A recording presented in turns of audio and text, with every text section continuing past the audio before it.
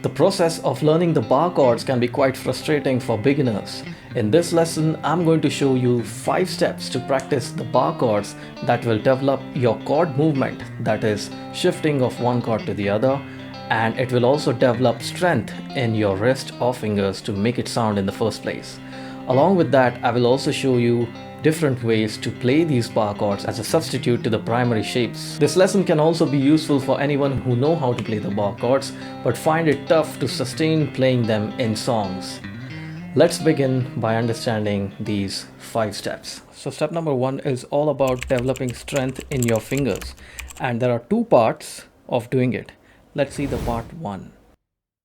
Put your index finger on the first fret of the high E string of the first string and pluck the string with your pick, like that, exactly in the center of the fret.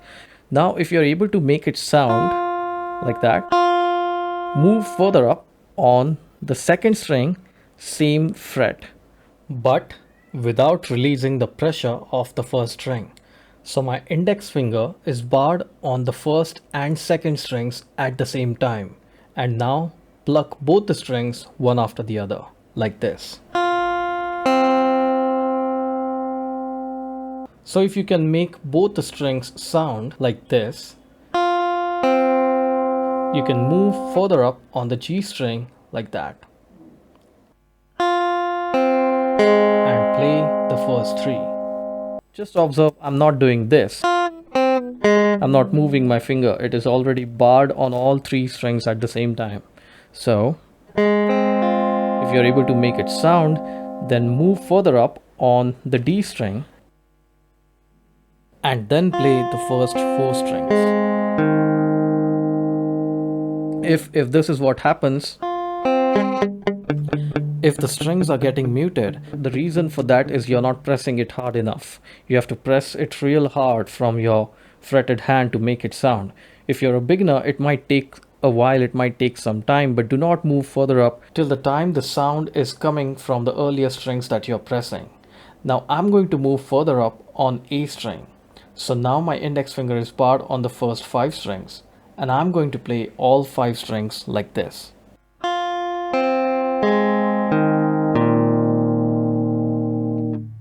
And then finally I'm going to press my index finger on all 6 strings, and I'm going to play all 6 strings, either starting from the low E to the high E or from the 1st to the 6th. You have to put a lot of pressure from your index finger as well as from behind with your thumb. So I'm pressing with my thumb from behind at the back of the neck, and I'm also pressing with my index finger. So I'm going to move further up till fret number 12, and I'm going to come back from 12 to the 1st like this.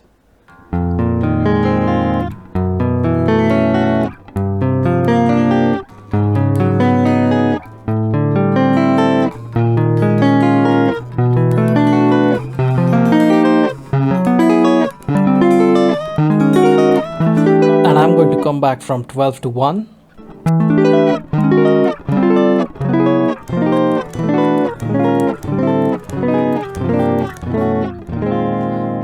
If you can't make the string sound, that is completely fine, but do not lift the finger until you reach the 12th fret. Even if the strings get muted, that is okay, as long as you keep moving till the 12th fret and coming back to the 1st.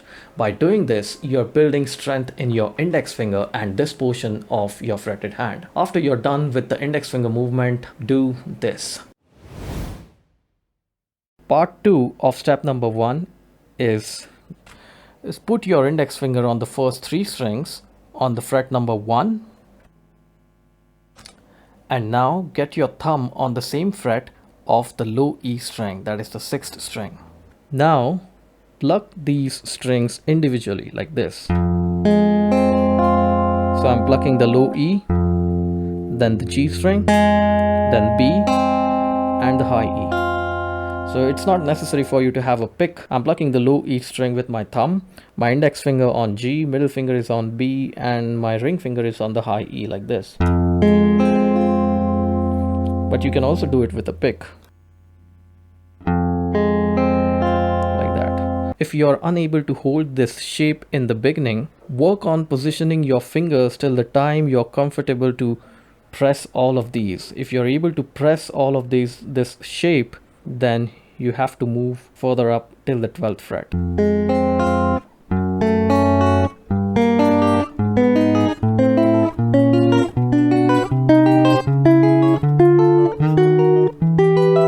And then you come back from 12 to 1.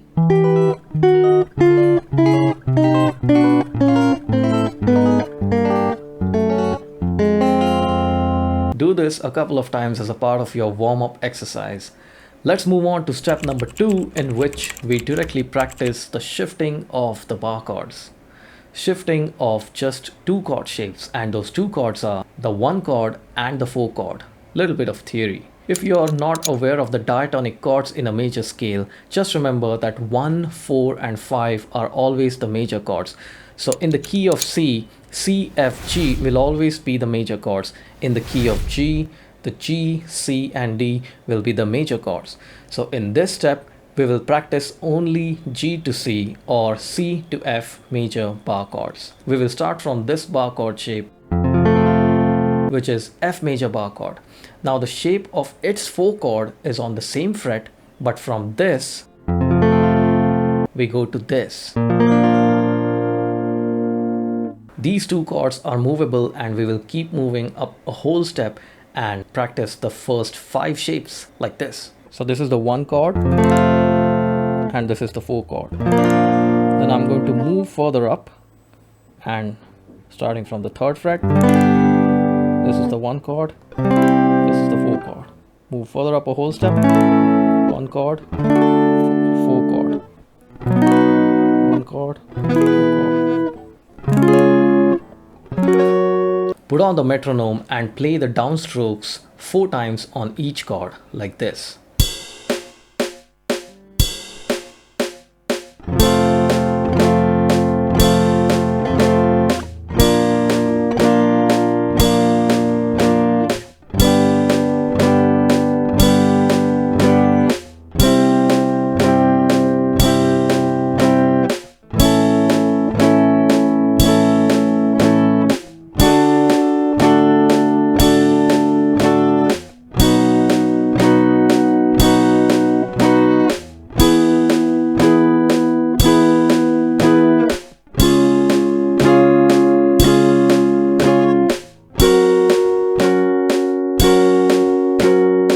Once you're comfortable to shift from one chord to the other, reduce the strokes to 2 times on every chord, like this.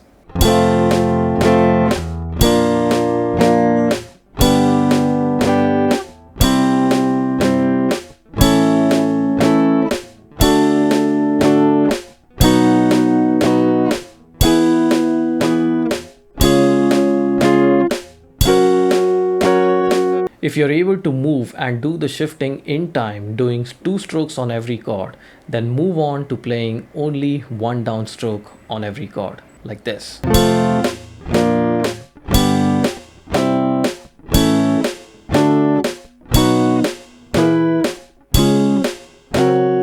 So you can start off with whatever speed you're comfortable with. It's just the thing that you have to complete the cycle from this, at least in the first 4 keys, like this. The target is to be able to shift faster between the chords.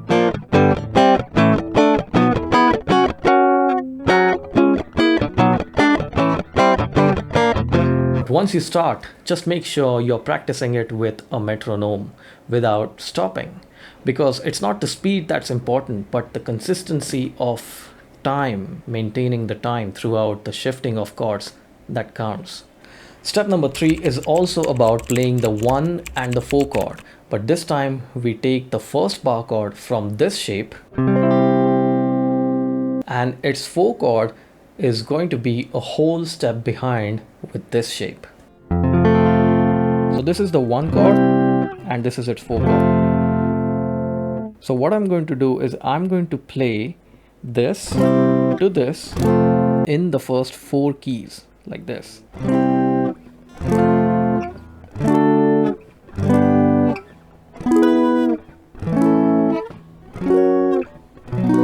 So again, you can do starting with 4 downstrokes on every chord, then reducing it to 2 and reducing it to once on every chord. But the motive behind this is to be able to shift from one chord shape to the other. Now step number 4 is adding one more chord, which is the 5 chord of that scale, to the step number 2 and step number 3. Now if this is the root shape, we already know that its 4 is this, a whole step behind with this shape. And its 5 is going to be up a whole step from this shape, which is G in this case. Now there are 2 shapes that we need to visualize in order to do this exercise. There are again 2 parts to do this exercise. Now part 1 is to take this as the root chord, which is this shape as the root chord. Its 4 chord is going to be a whole step behind with this shape, and its 5 chord is going to be up a whole step from there. 1, 4 and 5. And the second shape, which is the part 2 that we have to visualize, is taking this as the root shape, and its 4 chord is going to be on the same fret but in this shape, and the 5 chord is going to be up a whole step from that shape, which is this. So the exercise is going to follow that cycle, which is taking this part 1 shape and taking that chord as the root chord, and then 4 and 5. Then again, this is going to be the root chord, 4 and 5. So this is what we are going to do. 1, 4 and 5.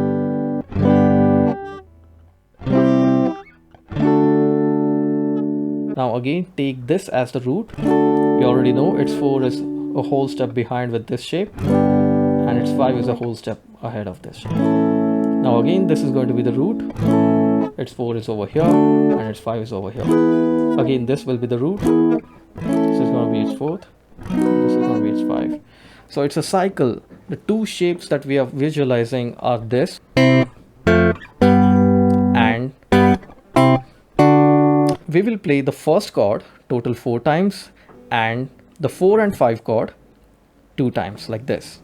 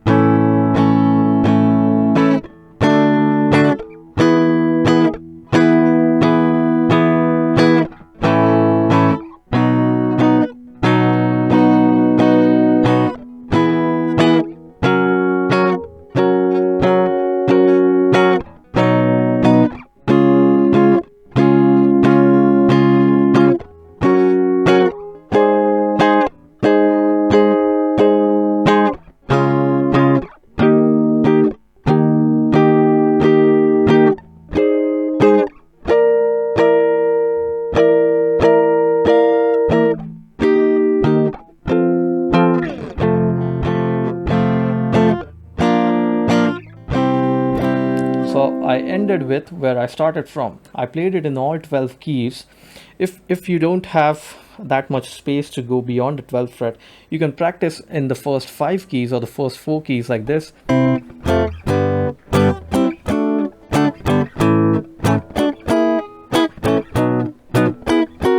That is more than enough for you to get started with, to build strength in this portion of your hand and index finger. Now step number 5 is what I call the secret shapes that you can learn as a substitute to the shapes that you already know.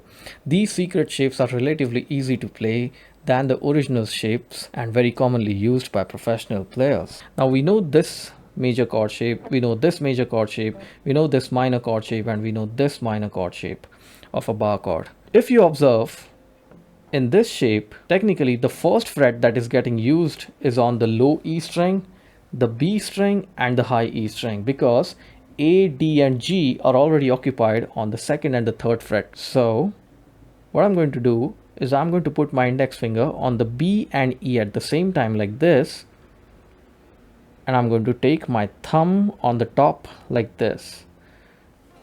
So with my thumb I'm playing the root note, which is the bass note of that chord, and with my index finger I'm playing the B and E at the same time like this. And these 3 are already fixed over here, like that. Initially you might find that tough to make the root note sound, and if that's not happening, you can also ignore the root note and just play from the A string like that.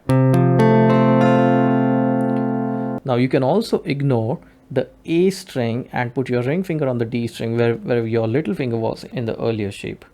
So this has reduced a lot of work and effort. So what I'm holding at present is 3rd fret of the D, middle finger 2nd fret of the G, and index finger is on the B and E at the same time. And I'm just going to play the D, G, B, E, whatever I'm holding, that's it. Even this is F major chord.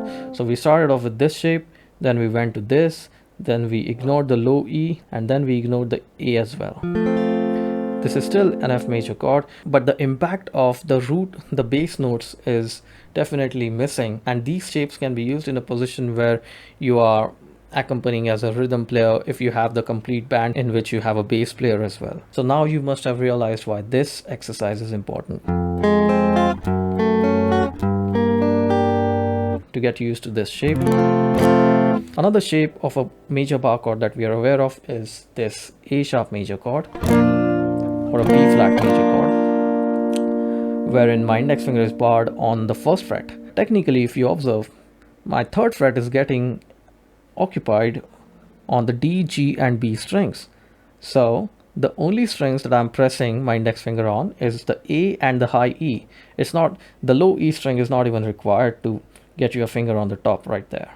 So if you ignore the bass note, which is A string, you can put your index finger on the high E like that and play the notes that you're pressing. Even this is still an A sharp major chord. But we are not supposed to play A open. We are not pressing that. If you're pressing this, then you can play all 5 strings. If you're not, then you can still get away by playing this. So this is A sharp and this is F. Usually this shifting is easier to this than. So you can also use this F to A sharp like that.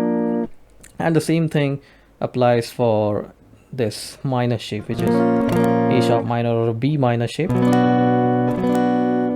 wherein if you analyze, my 1st fret is getting occupied only on the A and the high E. So if we ignore the bass note, which is the A string, you can put your index finger on the 1st fret of the high E string and just play D, G, B, E strings, the 4 strings, the first 4 strings. Do not play the E and A strings. So if you're in a situation where you have to play B minor, F sharp minor, G major and A major bar chord. So you can instead of playing that, I can use that shape. I hope this video will help you in some or the other way. And if you're a beginner, then you follow these 5 steps for a month or 2, and you will surely see a considerable difference in your chord shifting, the chord movement, and the smoothness of playing the bar chords. Wish you all the very best, and if you like this video and if you'd like to see more lessons, please subscribe.